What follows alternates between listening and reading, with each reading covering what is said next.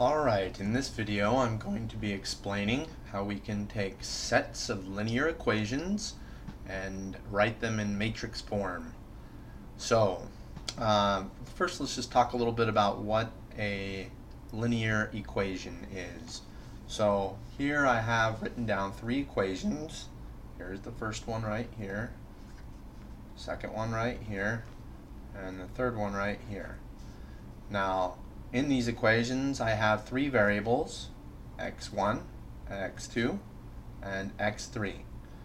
And I have some equality, so 2 times x1 minus x2 plus 5x3 is equal to 4. This is what's called a linear equation because each of the variables, x1, x2, and x3, is raised to the power of 1. So if I would have had 2 times x1 squared, this would not be a linear equation. It would be a nonlinear equation. Okay, so we have three of these equations, and we have a total of three different variables. So x1, so the variables here, variables are x1, x2, and x3. They show up, at least some of them show up in every single one of these three equations. So because we have three equations and three unknowns, so three equations and three unknowns,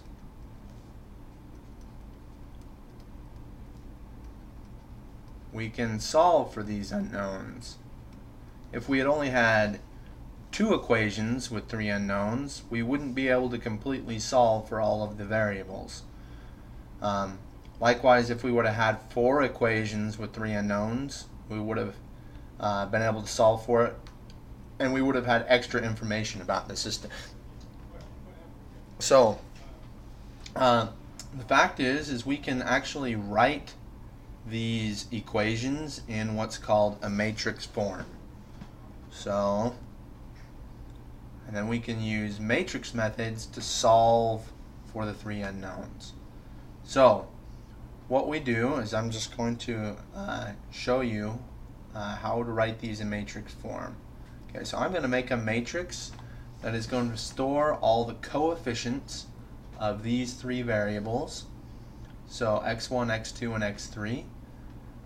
I'm going to give each equation its own row. So this row right here will correspond to equation 1. This row here will correspond to equation 2. And this row right here will correspond to equation 3.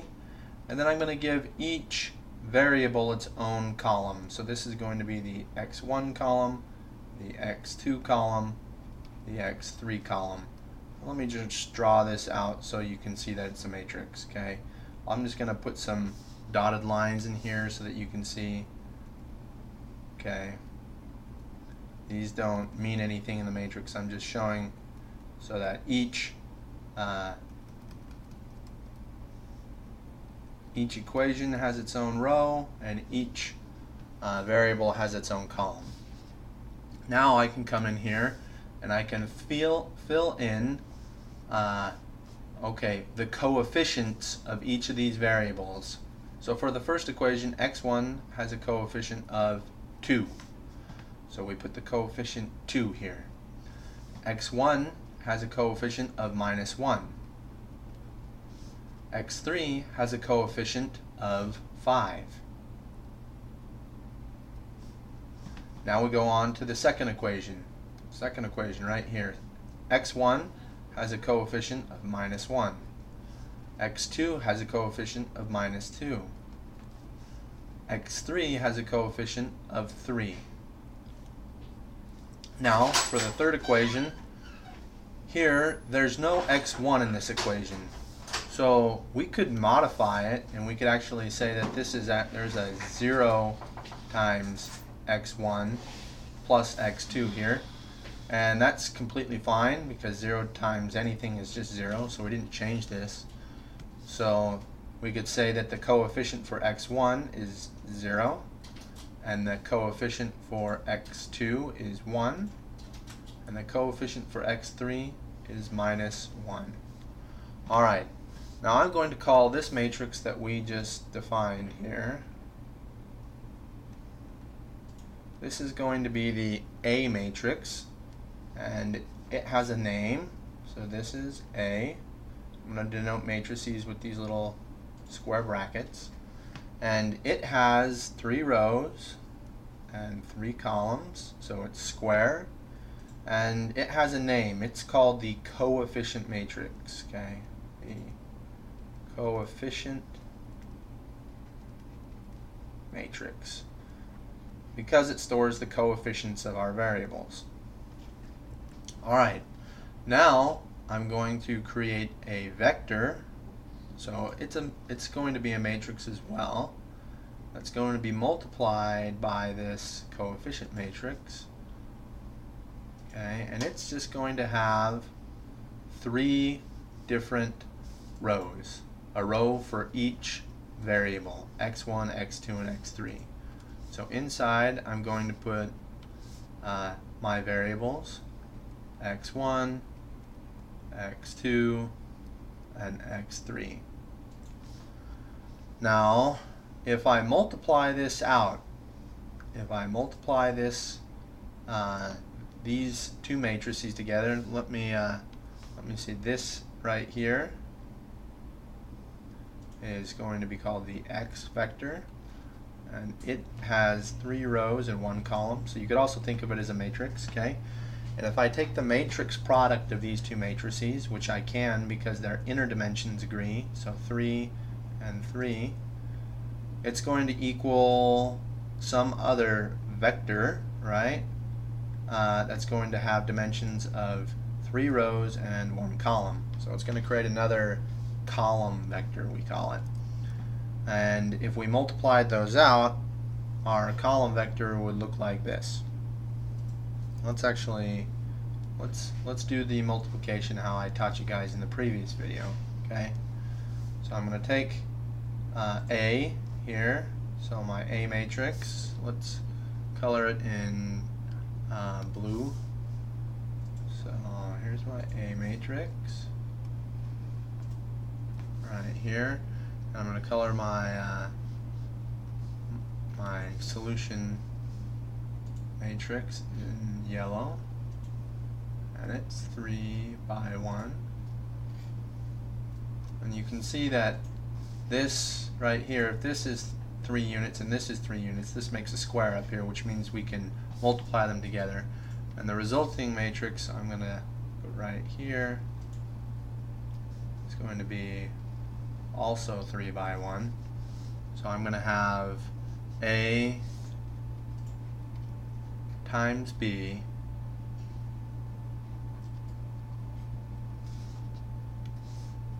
times B, which I did in yellow. Oh, A times X, I'm sorry. A times X. Alright.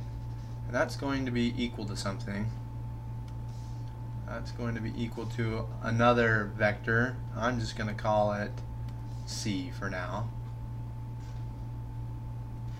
It's going to be equal to C. Alright, so let's go ahead and fill in the A matrix here. Let's see, it was 2 minus 1, 5. So 2 minus 1, 5. And then we come back up here, minus 1, minus 2, 3. So minus 1, minus 2, 3.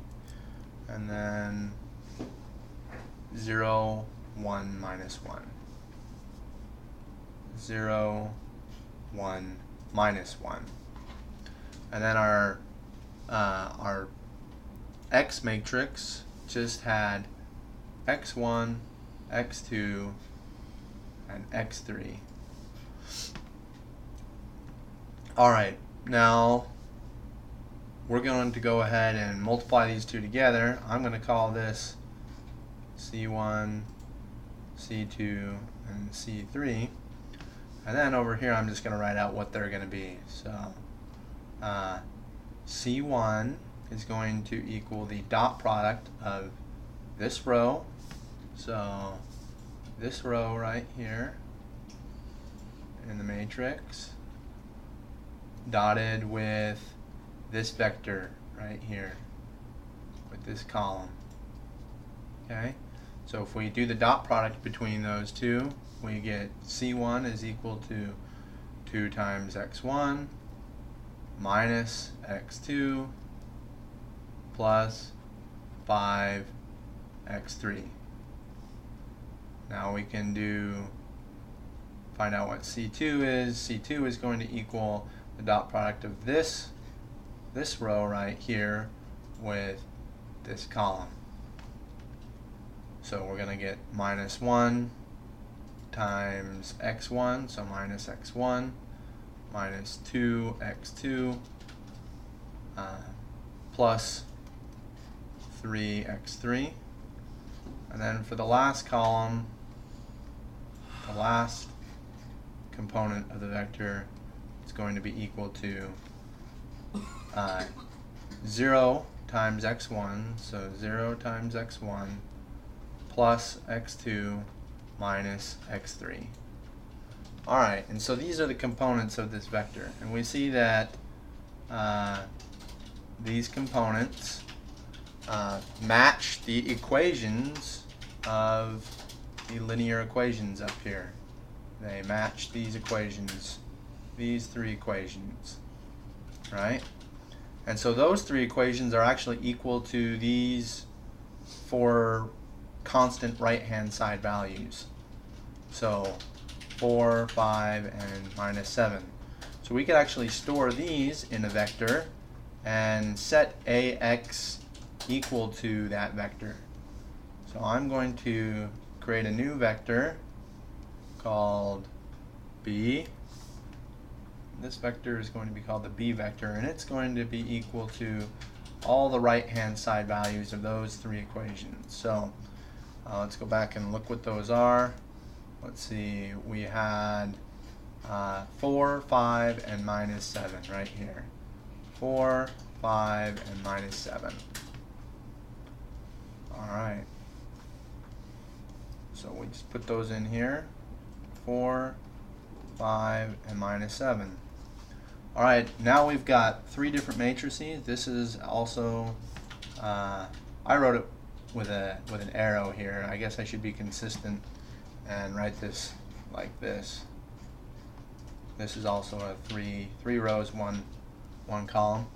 So now I can rewrite all of these equations up here, these three equations that we started with, using three matrices, or one coefficient matrix, a solution vector, and a B vector, constant vector.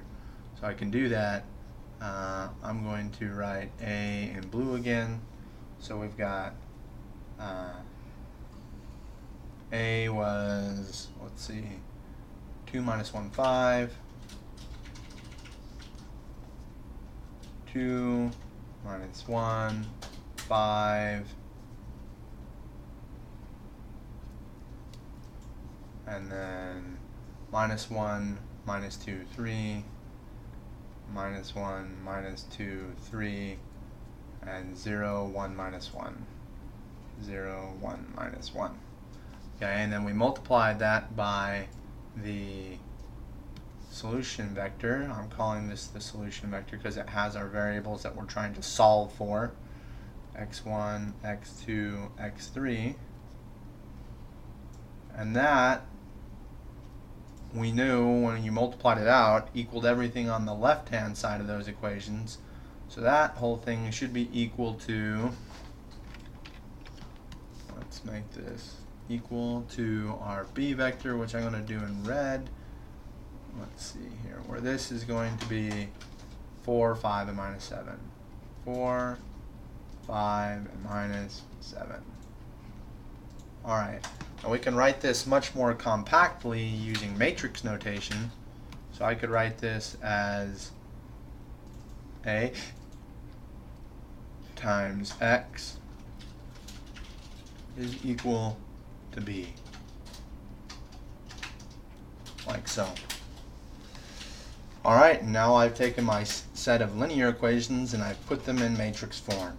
Now, once I have them in matrix form like this, I'm able to use different matrix techniques for solving matrix equations to get the solutions for variables x1, x2, and x3 that satisfy these linear equations with this associated constant vector. So let's just review again. A right here was called the coefficient matrix. Coefficient matrix. Okay, the B vector, B here, is called the constant vector. Other names include the forcing vector,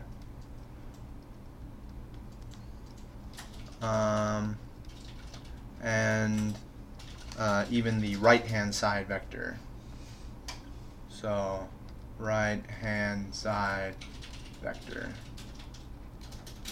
And then X itself, X is called the solution vector. Solution vector. It's what we're solving for. Okay. Alright, I think that's all I'm going to show in this video. In the next series of videos, I'm going to talk about matrix methods and how we can use different matrix solution techniques to solve systems of linear equations like this. Alright.